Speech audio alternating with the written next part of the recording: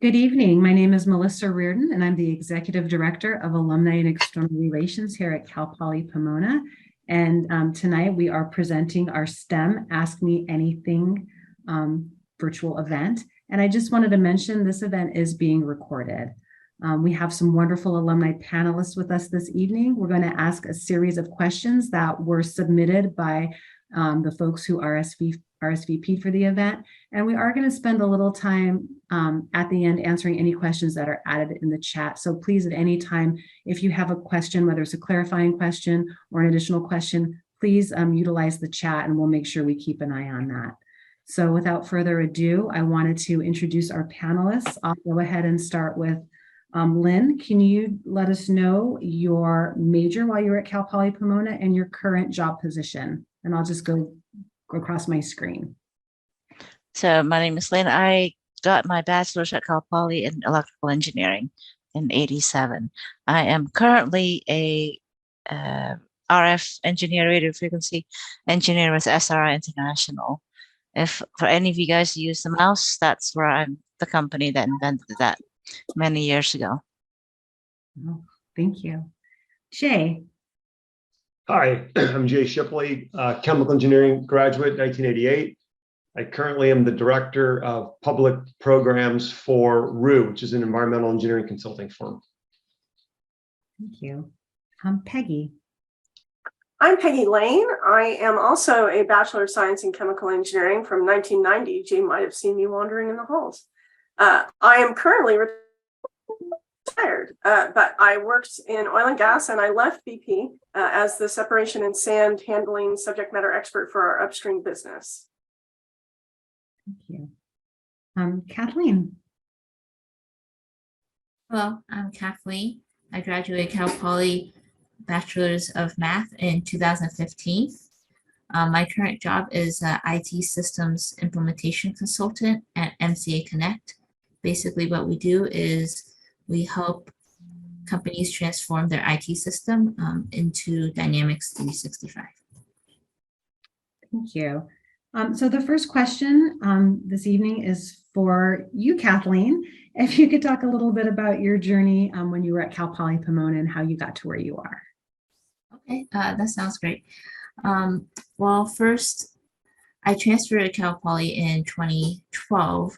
I was originally a bio major at Irvine Valley College and then I transferred and I decided I was actually going to try some math courses. So that's what I ended up graduating in. I chose Cal Poly because of one of my professors at community college. Her daughter went to Cal Poly and told me how awesome it was. So that's why I decided to transfer there. And I had a great time. I was pretty involved in the math clubs on campus. Cyan was rechartered during my time there. I don't know how active that is now.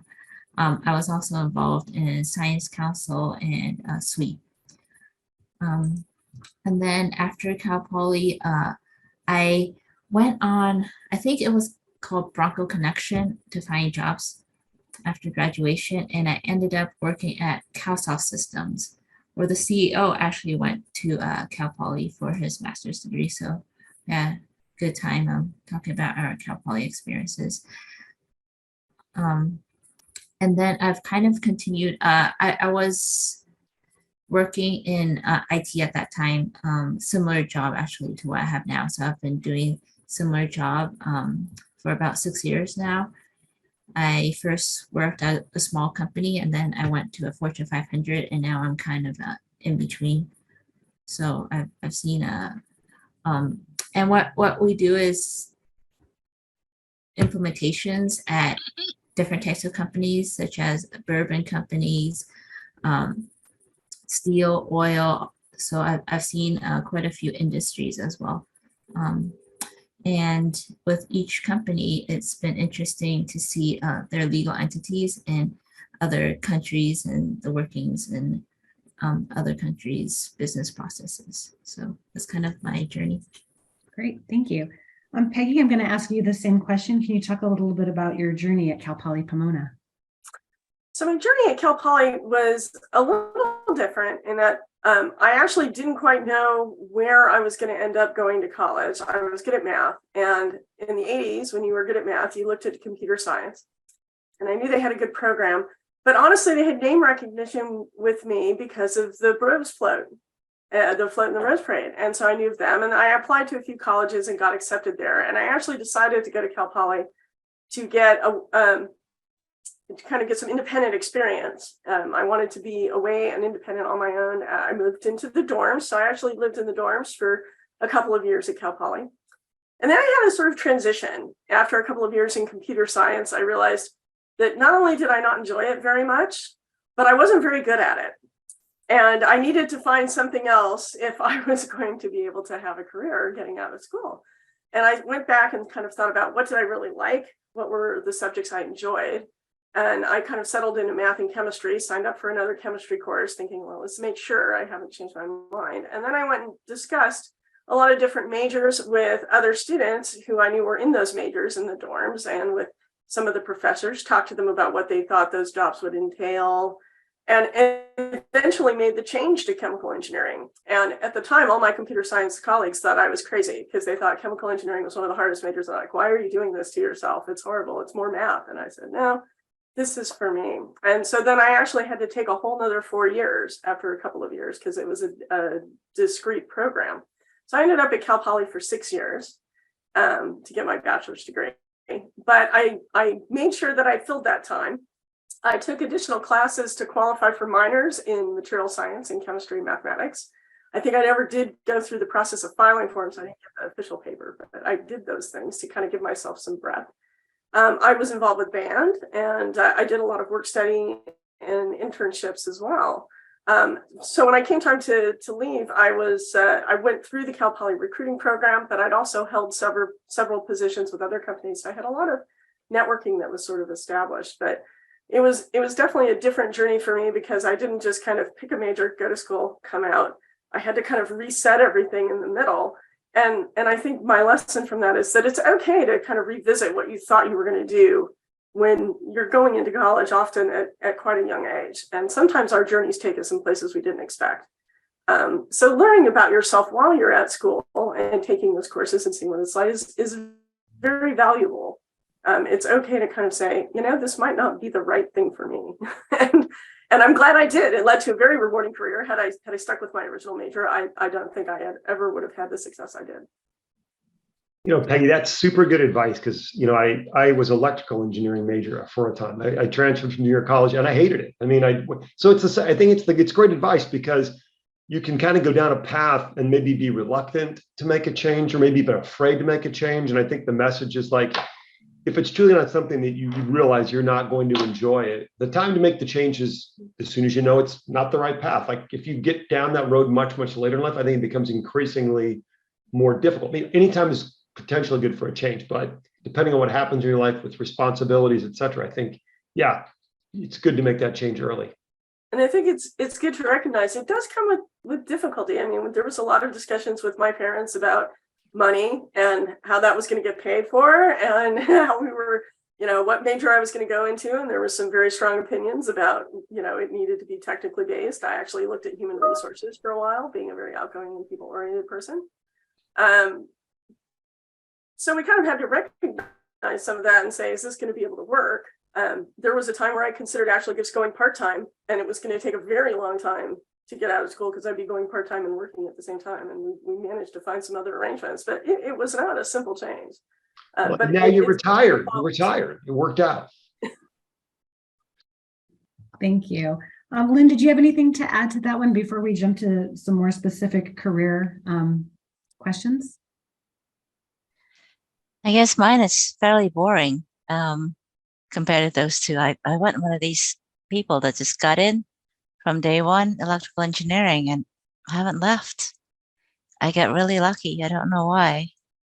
But I did enjoy the professors. I really latched on to the professors who got me my first job in a way by pushing me to apply to things that I didn't know about, right? And so I thought that was really what cemented my choice of major. It's because of the first summer job that they, encouraged me to get. Thank you. The next question is in regard to some advice. So I'm going to start with Kathleen again. Kathleen, what's the best advice you would give when looking for a job? And what did you gain and what did you do to gain hands-on experience?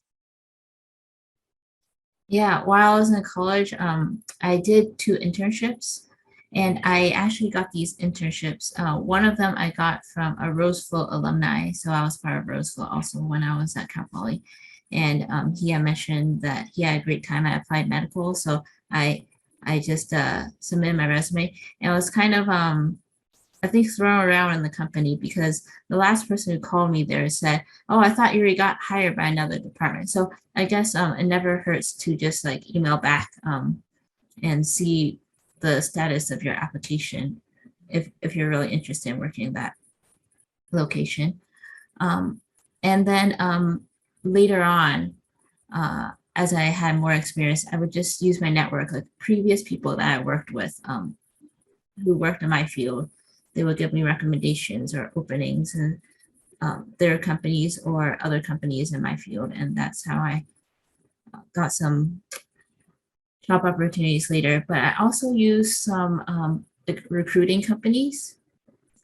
Maybe probably you could find those that are related to your field as well.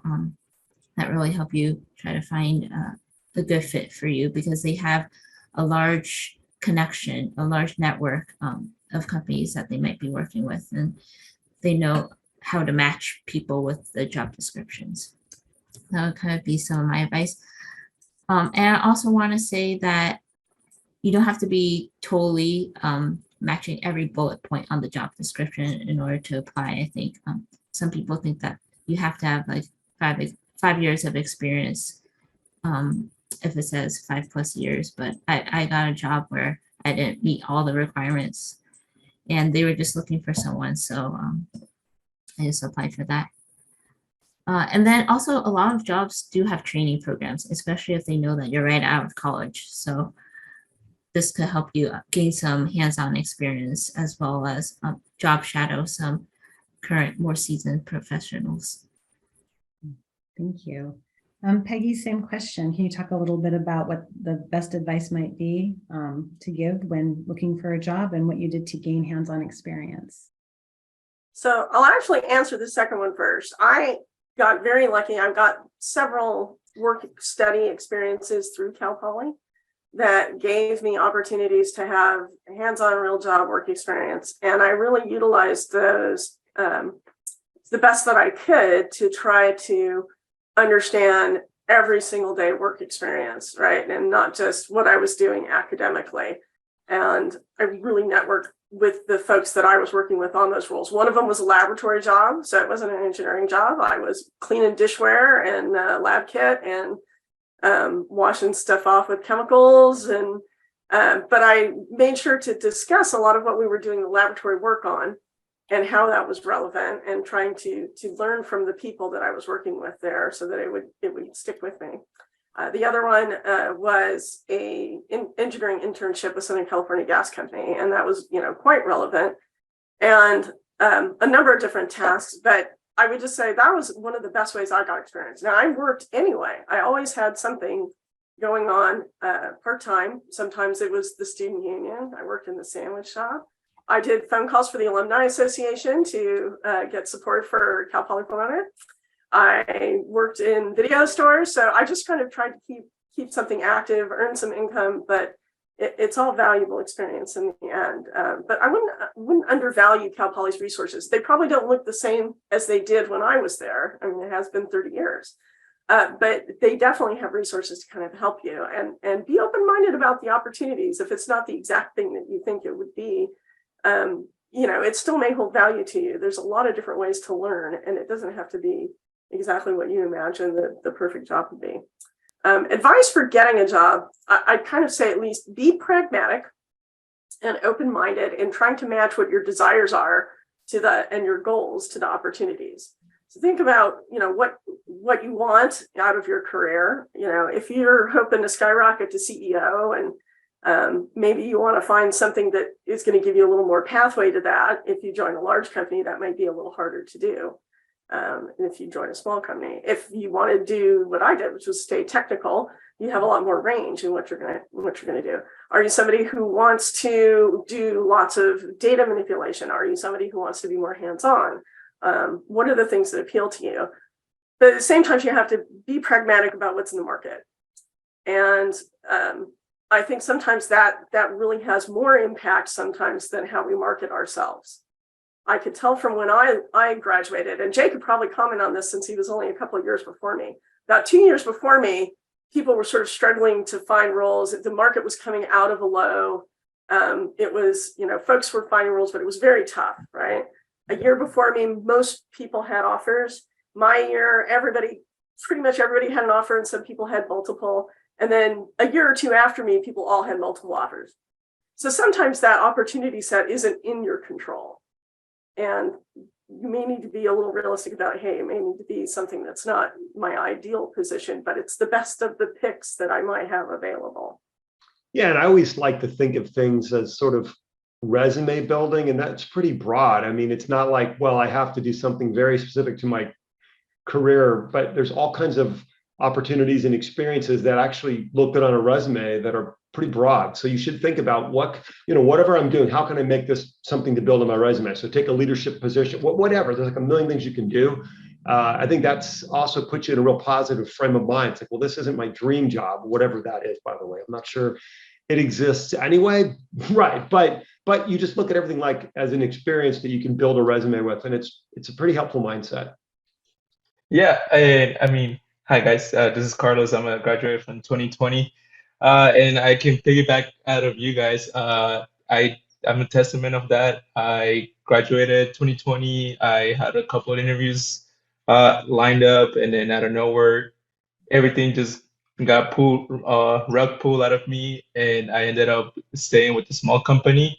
I gave it a chance, and then now I'm a controls engineer for battery manufacturer, and I'm in the talks with Disney. So piggyback from what Peggy said too, I really believe that the career center is a good resource for you guys to pretty much practice your interviewing skills and practicing just how to build a resume, how to talk to recruiters, and all of those skills kind of helped me out when times got difficult in the pandemic. And now I'm able to talk to interviewers, make sure to follow up, and yeah, so yeah.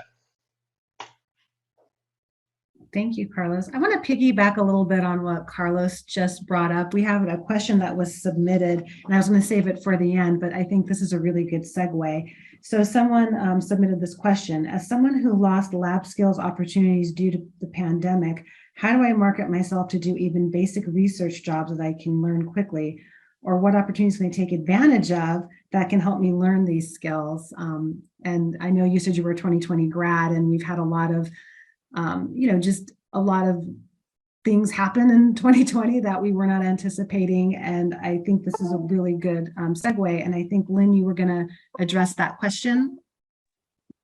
Yeah, so what I didn't say earlier is that I left University of Michigan as professor of practice.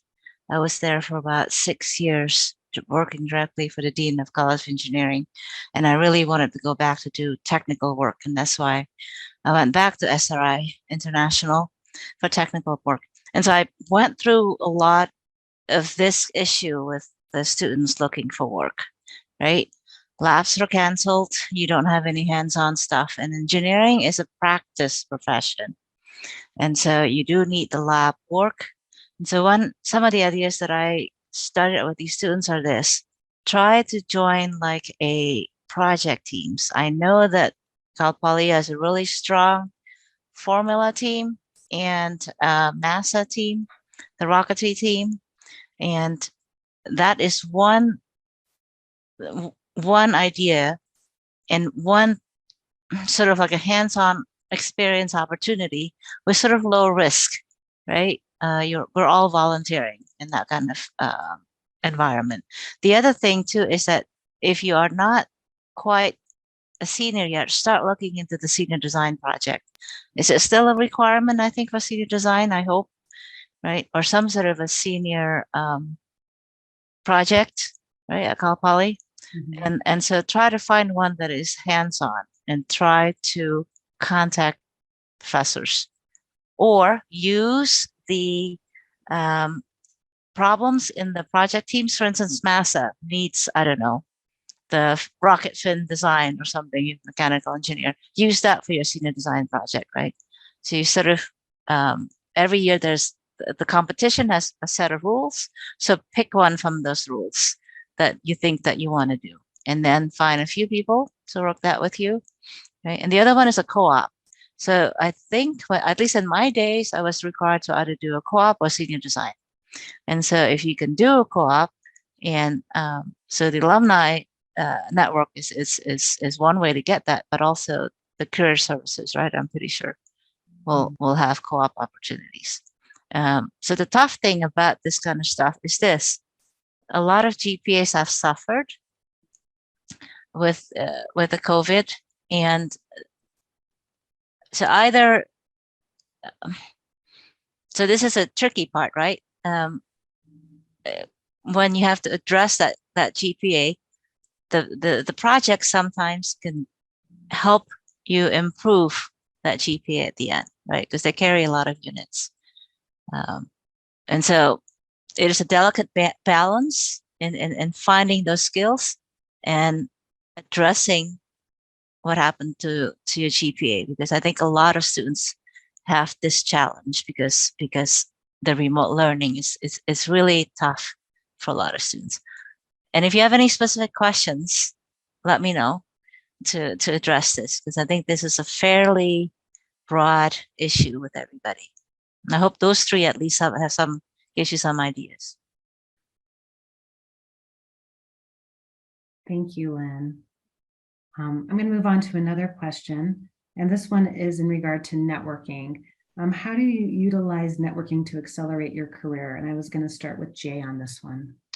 Thank you. Yeah, it's interesting. Of course, networking today versus 30 years ago is pretty different. But I think it's still valid in person networking. And I've always kind of had a mindset about it, even early. I mean, I kind of look at even today, every professional encounter for sure as a potential networking opportunity. And it doesn't even mean whether it's exactly in my line of work. Just if I'm in a professional environment, I'm happy to connect with people, talk to people, kind of find out what they do, small talk. And I keep a huge network from just those sorts of activities. And I think another thing is, especially now with things like LinkedIn, I know, at least in my case, and I'm sure all the folks on the call that have been working for a number of years, like we really like when people reach out to us, through LinkedIn or whatever. Sometimes they'll be searching a website and see you on a website, a place that you work. And so I really encourage, it's pretty straightforward now. Reach out to people. We want to engage. We want to help any way that we can, and you should take advantage of that. So I think it's really a little bit easier. You just have to have the kind of the gumption to reach out and connect with people. And also, when you are at work and you want to connect with the people at your job as well, and certainly looking for people at your company that are doing something maybe that you would like to do, and they're maybe more senior, connect with them. Again, I can't imagine. I mean, it varies, but certainly people generally want to help. And I benefited from that early in my career of connecting with one of the presidents of a company that I work for. I just happened to see him in the hallway and expressed my interest in sort of the business side of consulting. And he started literally taking me on these huge meetings. I had no business going to these meetings. I got my little briefcase and a tie, and here I was sitting in these meetings. But I mean, that's pretty invaluable experience. And I would have never gotten it had we had not had a conversation and had I not expressed an interest. And he was like, hey, come with me. And that made a huge impact. I went back and later and got my MBA, and I've spent most of my career kind of on the business side of engineering. So yeah, I think there's a lot of tools, and don't be afraid, don't be shy. Thank you. Peggy, same question. So I found networking to be a natural skill for me. So I would say if it's not a natural skill for you, first of all, definitely work on trying to develop those soft skills and interaction skills. They're invaluable to you, whether it's for networking or whether it's for your day-to-day job. But I kind of started even in Cal Poly doing that. It wasn't necessarily deliberate, but I stayed in the I joined the student chapters of professional societies that were aligned with my engineering stuff. I was in AICG and Society of Women Engineers, Metallurgical Engineering. I maintained those as I moved out. And actually, it was connections through one of my professional organizations that helped me with one of my job changes. I had left Southern California due to marriage and was looking for work, and one of them knew me, got my resume through the professional organization, and actually recognized my name from a different company where we worked together. Within my long-term job at BP, I very deliberately sought out opportunities to be involved with internal company networks and external networks that sort of aligned with my areas of interest and would keep me, what I would say is keep visibility and keep on the map. I had a very strong goal that I wanted to go international. I wanted to get overseas. And so I very clearly set some targets with the folks I worked with to say, let me be involved in this federal network or this global network, because I want to have that interaction and to maintain those folks, but also for technical development. I also really did a lot of active work, particularly in the second half of my career with professional organizations, because that's where I found a lot of the deeply experienced people. Your on the job learning kind of depends on the experiences that you get. And a lot of times there's not time for deep and involved study. And I found the networking in the professional organizations, particularly in the specialist technical sections of those, was very helpful for learning. It provided me insights into the kind of conversations that people who were deep experts had, the kind of concepts they use, and it really developed my own acumen. And I didn't do these things so much to accelerate my career.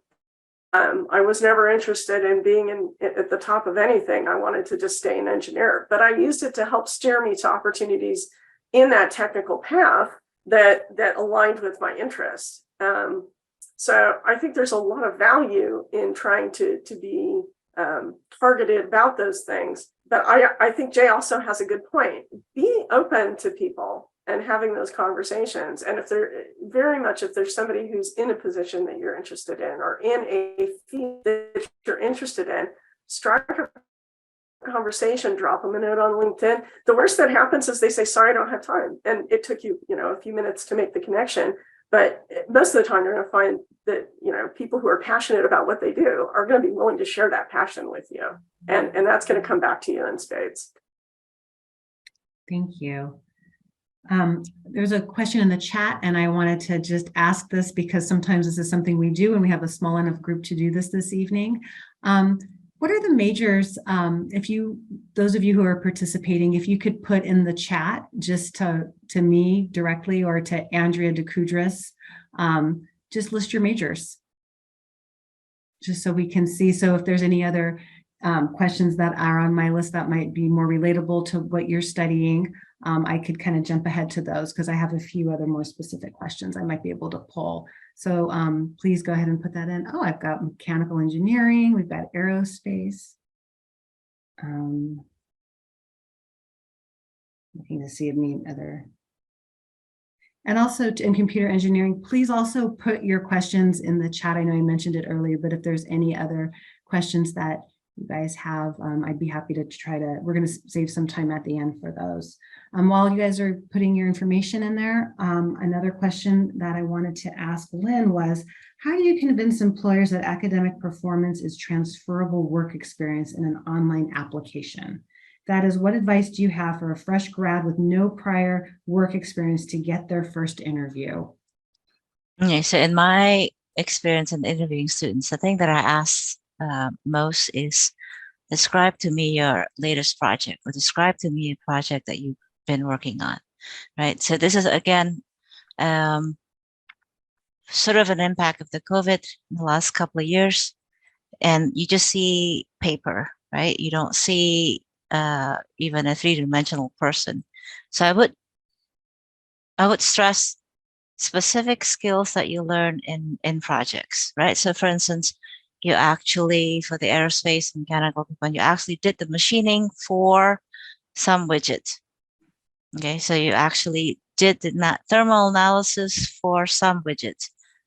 The more specific that you are, the more that even that they may not be looking for a thermal person, but they know that that you as an engineer, excuse me for speaking to engineering, but you know, all the STEM field, that you've gone through the process of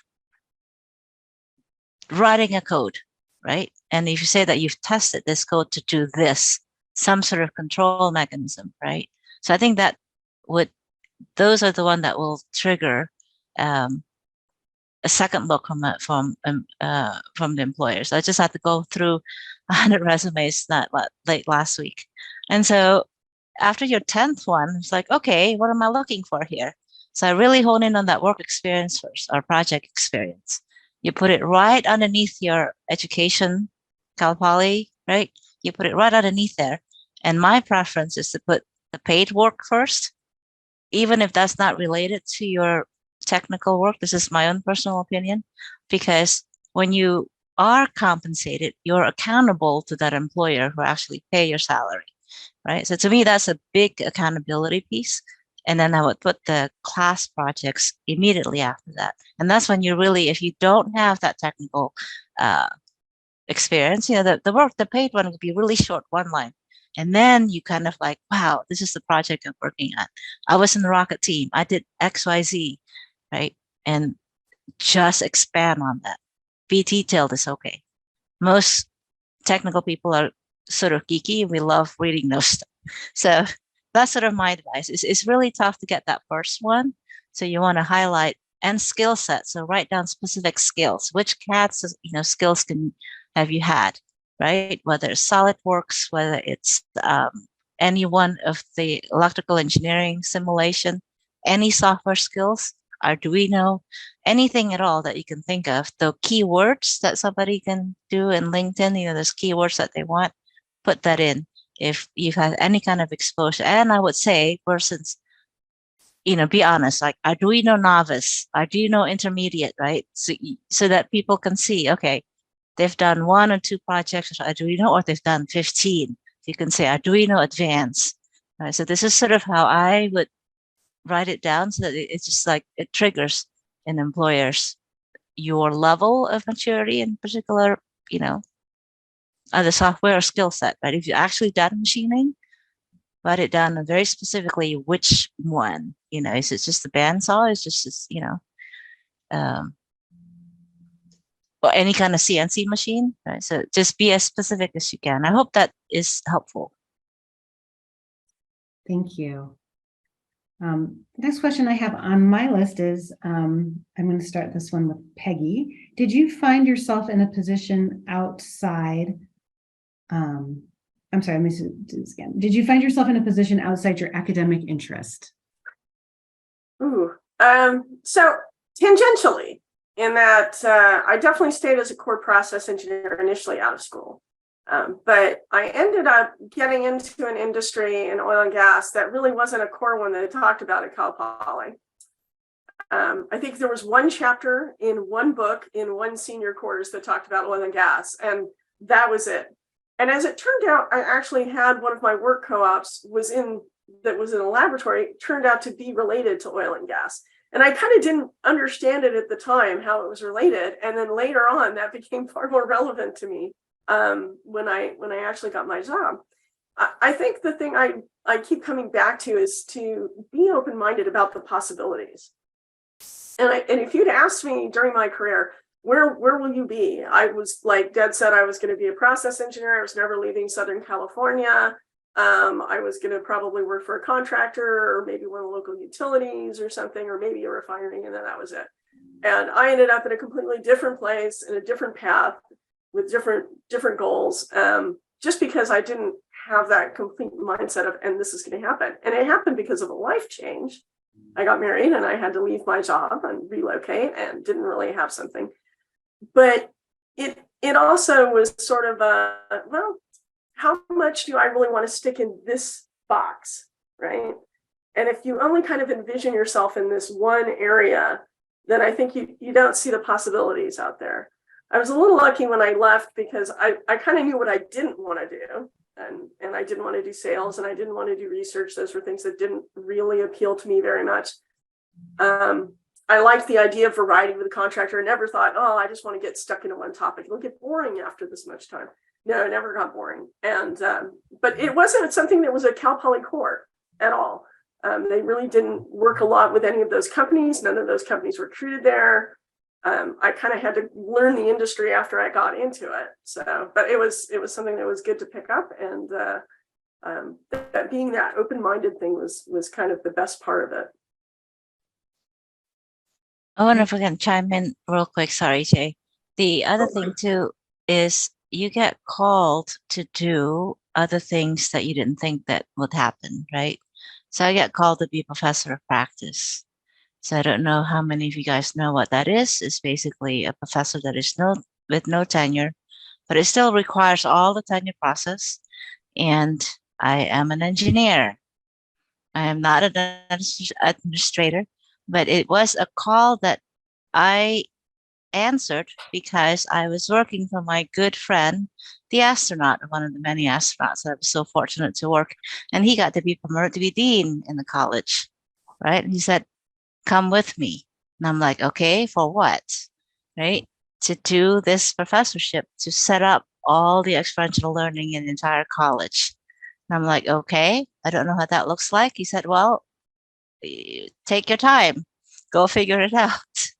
And so, it took many months, but similar to what Peggy is saying, what opens up to you is not necessarily what you thought you're going to have, right? But then it's just your choice to go after it and define it. And the legacy would be, so I'm hoping that every single college, including Cal Poly, will have this professor of practice. Cal Poly less so than schools that grant PhDs. Right. So Cal Poly, one of the things I really love about it is that the hands-on, the really true engineering practical training. And I hope that Cal Poly will never lose that, right? Because otherwise I'm going to come back to campus and make sure there's more of these practical training courses. Thank you. Did anyone have anything else to add to that? Well, I guess it kind of leads into the next question in some ways. And I think on a broad sense, it's interesting because you hear a lot of discussion here, but it's like these doors open, and this is, I guess, relative to how long do you stay at a company, but doors open. And I don't know that you can always predict what that door opening is.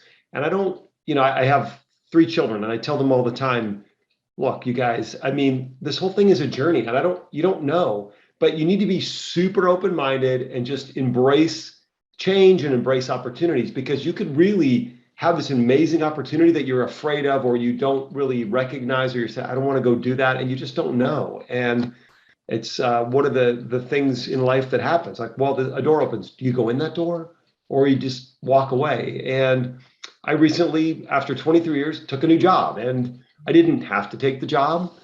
I could have easily stayed where I was. I was happy. I wasn't unhappy. But this door opened, and an opportunity presented itself, and then you have a decision to make. And I kept thinking, well, they're eventually gonna say you're not the right person, or something will happen where you're gonna go, all right, this doesn't work out. One or the other, either me or the firm will decide that it's not a great fit. But it sort of just kept going and going, and I thought, well, they can't keep going. And then eventually I went to their corporate office and I met the CEO, and it just kept rolling. And at some point they said, we would like you, so you have to make a decision. And I didn't really want to leave, but here's this thing, it comes up and you go, well, and I really thought about it a lot. I'd been telling my kids, like, hey, don't be afraid, get out there. And I'm thinking, well, I'm going to retire soon. Is now the time to just sort of throw caution to the wind and do something what might be determined to be crazy? And I have to take my own advice, which is a door opens. Embrace the door. And by the way, this could be a disaster. I don't know, like, in a year it could be a mess. But what I've learned over time is that leads to something else, and that something else is more amazing than you could have expected. So you shouldn't be afraid. You should embrace these changes and opportunities that come in and take them.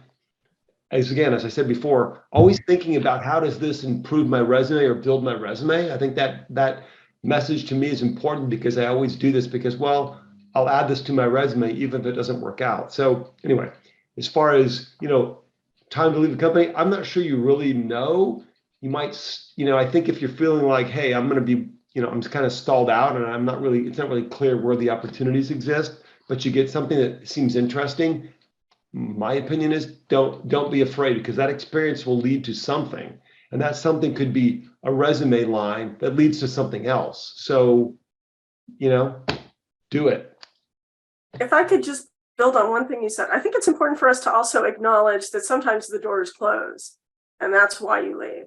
I mean, I went into an industry where it was routine. There were reductions, there were layoffs, there were segues. I lost count after about 10 or so. And by the time we kind of got to that many in my track record, I was wondering, why have I not been on the list, right? Like, how did I escape? Sometimes you don't have the choice, right? And I think it's fair just to nobody wants to think about having to leave their job, not by their own decision.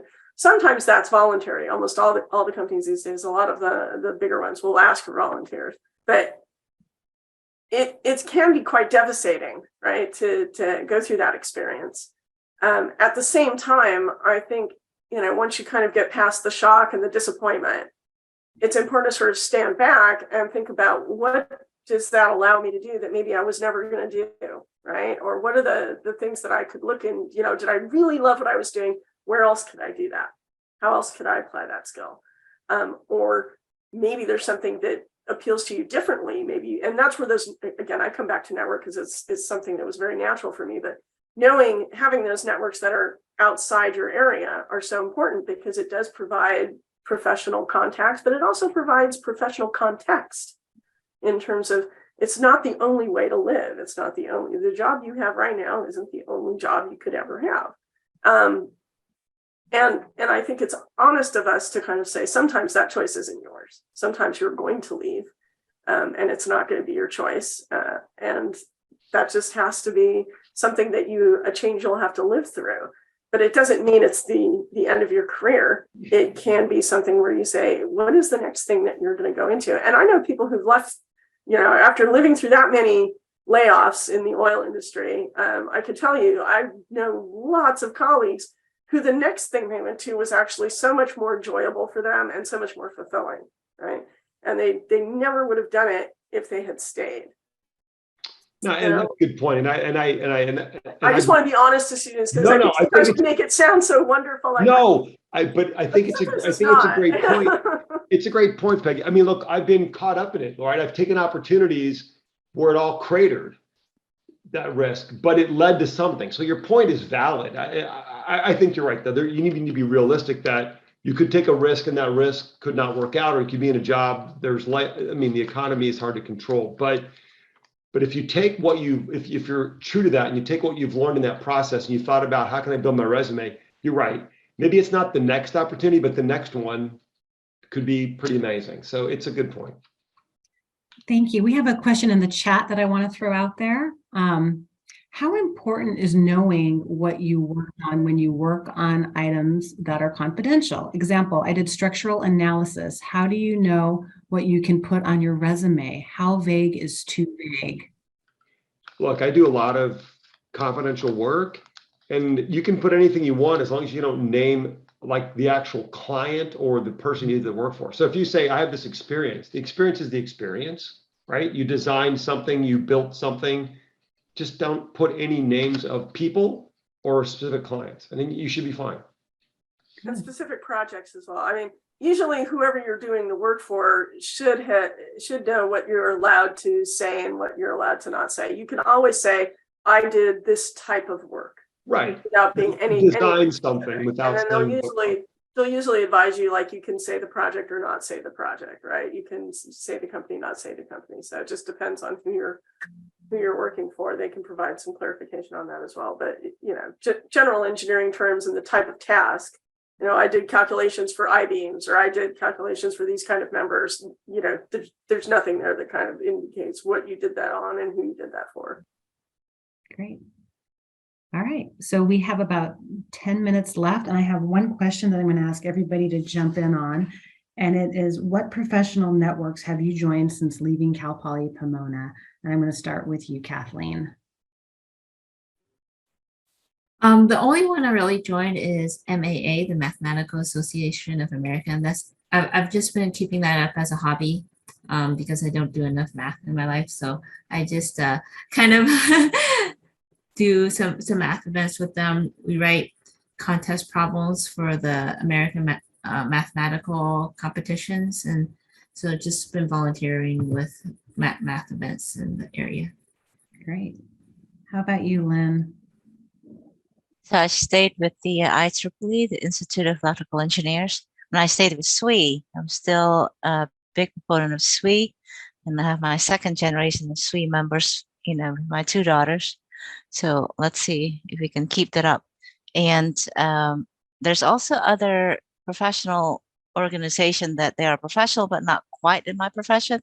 So for instance, Girl Scouts, I ended up being a Girl Scout adult member. So there's a lot of these other opportunities, and also the Engineering Society of Detroit. So it's localized to Detroit area for mostly automotive. Great, thank you. Peggy, same question. Okay, well, I joined actually SWE Materials and then AICHE in college. I stuck with AICHE. I always regretted, Lynn, that I didn't stick with SWE later on. I wish I'd done it and never did get back. But I joined Society of Petroleum Engineers. Oh, I should spell out American Institute of Chemical Engineers. I joined Society of Petroleum Engineers, which is very core to oil and gas, although facilities was probably one of the lighter disciplines in that. And then later, I got more involved in specific technical sections. So I was in the separations technology technical section for SPE. But I also joined another industry group called the Produced Water Society. And interestingly enough, most of my career in BP, I was doing more general upstream process engineering, and then was gradually getting to be more of an expert in produced water handling. And that group was a kind of a more specific topic group that was regional in the area where I was working, and was incredibly valuable to me for learning. So they were really on top of a lot of the technology that didn't get talked about in some of the more core areas. They really did a lot of development in the technical area of fundamentals and testing. So Great. Jay, how about you? What professional networks have you joined since leaving CPP or maintained? Well, I say joining versus maintained. I don't belong to any at the moment. I'm sort of a free agent. I do a lot of different things. But initially I was part of AICHE and I was pretty involved. But at this point, I mean, personally, I haven't seen the benefit as of late. So I've been, I go to a lot of different types of professional meetings, but really because I'm so focused on more of the business side, it's not quite the same as sort of a technical at this point. Great. Okay. Well, we have 5 minutes left. Is there anything that any of our panelists would like to add? Oh, I have a new message. Let me see if there's another question. I thought it'd be easier to just type some of it so they can see it. I appreciate that. Thank you. Any last minute items you would like to leave our guests with this evening, panelists? Well, I'll just say if anybody has any questions, reach out. We're available. I think all of us are here because we care about Cal Poly and we care about the students involved in the STEM program. So you see our faces, you've heard us talk. Anybody on this panel will be happy to provide any advice we could, not just these questions that have been provided, but just anything. So don't be shy. Ping us, and we won't ignore you. I'm curious. I think, are we all on the Bronco Mentoring Network? I know I am. I think I am too. I'm not so sure. I'm pretty sure I am. Yeah, definitely. You can reach out through the Bronco Mentoring Network to find me. Great. I'd like to hear from the students what you'll take away from this hour, if you don't mind sharing, because it's useful for us for the next time we do this, that we are more pertinent to what, or more useful to the information that you would like us to address. There is a generational gap between me and you for sure. This is the professor in you, Lynn. This is I know. Yeah. I want feedback yeah. I because love it. I love it. it is important. The project manager in me too, right? Exactly. Yes. And so it is important, if not to us, to give it to, the organizers of this event. Because Christina, you have your hand up. Yeah, I want to apologize for showing up late today. I was at work, but yeah, I really appreciated having a different generation, people in different generation. I actually thought it was gonna be like recent graduates, so I appreciated that. But I more so had a last question. If I know you guys have more wisdom than because I'm pretty new to the workforce. So what advice would you guys give to people who are still trying to figure out what they want to do career-wise? What steps did you guys take to finally make a decision on what job you guys wanted to know? Because there are clearly like hundreds and thousands of options. So how did you guys finally make that decision? And thank you in advance. So I think when we were, at least when I started working in 87, we didn't really have much of a choice, nor did we understand the breadth of possibilities. This is what happened since the internet came to being, right? Yeah, too many choices. And I see this with students all the time. My strong advice is be true to yourself, okay? Reduce the noise that's out there. There's too much noise and too many people sort of almost telling you, oh, yeah, you should try this. Oh, there's something more wonderful. There is no such thing. What's in front of you is your next step, one step at a time, one day at a time, and one job at a time. I see this over and over again. Sorry, this is the professor again in me. I've got this conversation a lot with students. And I said, okay, so tell me, in 5 years, where do you see yourself? Right? Do you see yourself in an office? Do you see yourself in a field? Do you see yourself talking to 10 people a day? Do you see yourself just getting a hard math problem and leave me alone? I'll come up with a math problem in about 3 weeks. I mean, the solution in about 3 weeks, right? So I think you know yourself how you work. And the challenge would be to just pick medium, small, or large, literally, in terms of company. Put it in a matrix.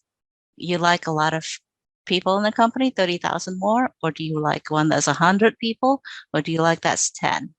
Right. So a first cut, because there's a lot of choices in there, and it can be overwhelming.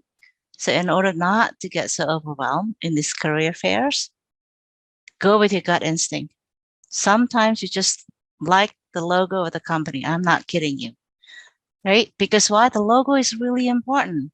They spend a lot of money and energy in that logo. I'm sorry, but they do. BP was British Petroleum, but now it's Beyond Petroleum, right? I think. So I lived through a few of those things. Yes. I actually wanted to hear what Kathleen had to say about this because I know you've moved a few times, Kathleen. Yeah. I was gonna say, I'm still not sure what I want to do with my life, but I'm pretty much stuck with the same field since graduating. I first started off at a small company that was kind of like a startup company. And then I thought, oh, I want to see what a larger company would look like. So I went to work for Fortune 500, still in the same like IT implementation field. And then actually that company wasn't doing too well. It was like right before the pandemic. So then I moved on to a in-between company size-wise. And I think at a small company, you get to see a lot of different things, like all the departments you might be able to work in and experience, especially if you're, a fresh grad intern. They probably put you in rotations and see where you fit in, where your strengths are. But then when I went to a bigger company, it was pretty siloed. I was doing specifically the finance area, and then I only worked with our one branch in LA. And then now it's kind of like in between, a little bit of both. So, and then I think your team size would also change too, depending on the company. So it's kind of I mean, you could try it all and see what fits you.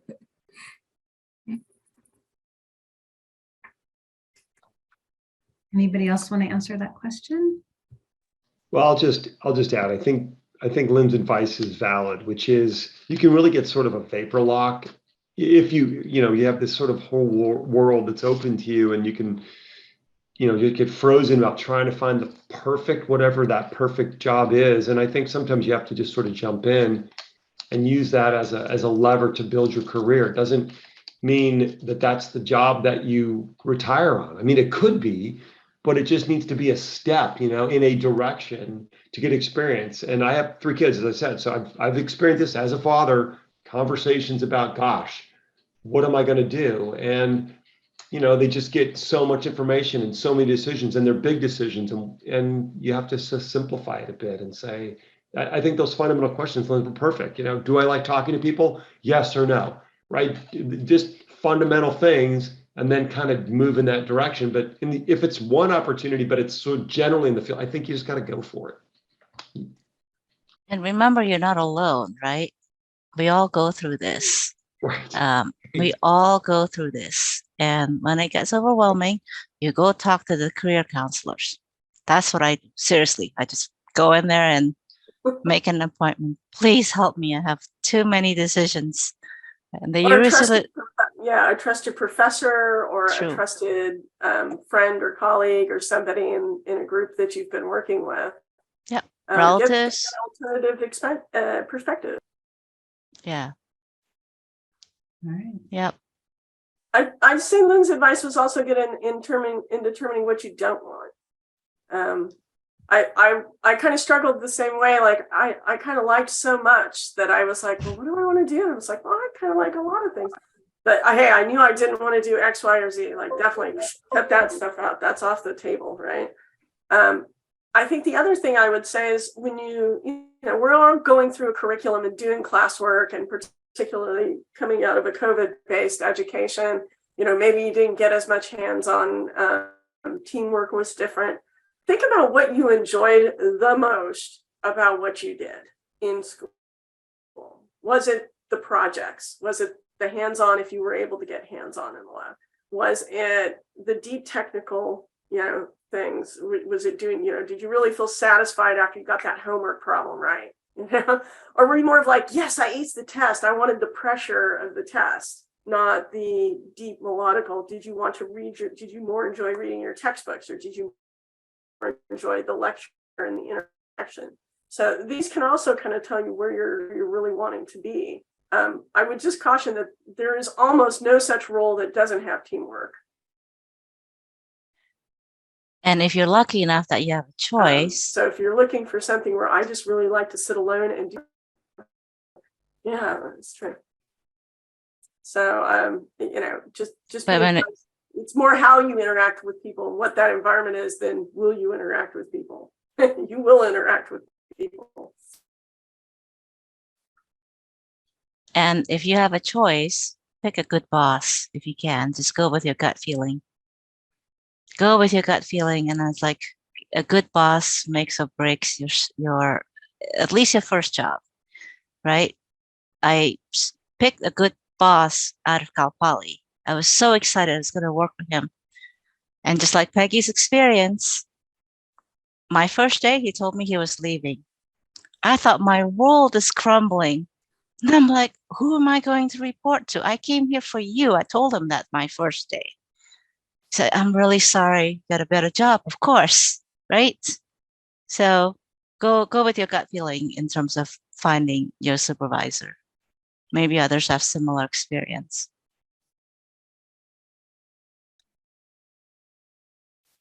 All right. I think I do agree with you, Lynn. Yeah, that's really important because this is the person who's going to advocate for you for your advancements, your promotions. Just if you want to do a certain task or something, or specialize in something, they're going to be the one telling their supervisor that you're qualified, that you should be able to handle that. And, it really helped move you in the path that you want to take.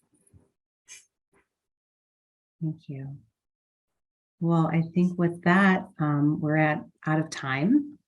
I wanted to thank our panelists, Lynn, Peggy, Kathleen, and Jay, for your time this evening and for your great advice. Again, this has been recorded, so this is going to live on our website. Please, for those of you who are still on this Zoom, if you have any questions, please reach out to the alumni office. We're here to help connect you. I want to also thank Andrea DeCudras, our assistant director. She was the point person for putting this event together. We couldn't have done this without Andrea. And you'll all be hearing from us in the coming days, which is some follow-up and some questions and opportunities to give us feedback as well. So thank you to our students and thank you to our panelists.